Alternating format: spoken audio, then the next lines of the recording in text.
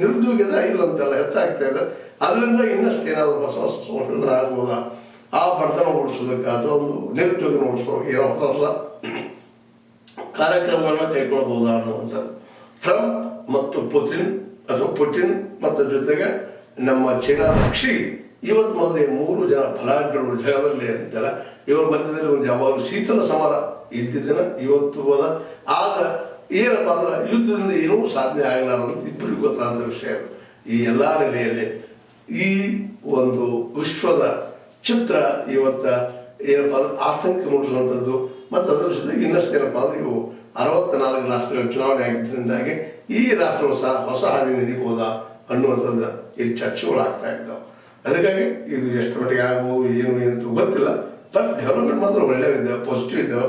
ಮತ್ತು ಟ್ರಂಪ್ ಒಂದು ಈ ಒಂದು ಏನಪ್ಪ ಅಂದ್ರೆ ಅತಿಯಾದಂಥ ತನ್ನ ದೇಶೀಯ ನೀತಿಯಿಂದಾಗಿ ಭಾರತಕ್ಕೆ ಸಹಾಯ ಆಗುವಂಥ ಎಲ್ಲ ಸಾಧ್ಯತೆಗಳಿದ್ದಾವೆ.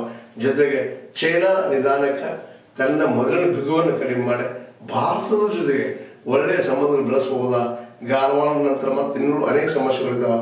ಅಕ್ಸೈಡ್ ಚೈನ್ ನಮ್ಮದು ನಾವು ಹೇಳ್ಕೊಳ್ತಾ ಇದ್ದೀವಿ, ಅದ್ರ ಬಗ್ಗೆ ಏನಾದರೂ ಬದಲಾವಣೆ ಆಗ್ಬೋದಾ ಅನ್ನುವಂಥದ್ದು. ಇದು ಒಟ್ಟಾರೆಯಾಗಿ ಮುಖ್ಯವಾಗಿ ನಮ್ಮ ಕಂಡು ಬರ್ತಿರುವಂಥ ವಿಶ್ವದ ಚಿತ್ರ. ಇದು ಯಾವ ರೀತಿ ಪರಿವರ್ತನೆ ಆಗ್ಬೋದು ಅನ್ನೋದು ಬೇರೆ ವಿಷಯ. ಅದೇನಿರಲಿ, ಇಂಥ ವಿಷಯಗಳನ್ನು ನಾವು ಆಗಾಗ ಚಿಕ್ಕ ನಮ್ಮ ಸಂಸ್ಥೆ ಆದರೂ ಸಹ ಆಗಾಗ ಚರ್ಚೆ ಮಾಡ್ತಾ ಇರ್ತೀವಿ, ನಿಮ್ಮೊಂದಿಗೆ ಹೇಳ್ತಾ ಇರ್ತೀವಿ. ಎಲ್ಲ ಬೆಳವಣಿಗೆ ಆಗಲಿ ಅನ್ನೋ ಜೊತೆಗೆ, ಯಾಕಂದ್ರೆ ನಿಮ್ಮಲ್ಲಿ ಜ್ಞಾನ ಇನ್ನಷ್ಟು ಅಭಿವೃದ್ಧಿ ಆಗಲಿ, ಹೊಸ ವಿಷಯಗಳನ್ನು ತಿಳ್ಕೊಳ್ಳಿ ನಮ್ಮ ವೀಕ್ಷಕರು.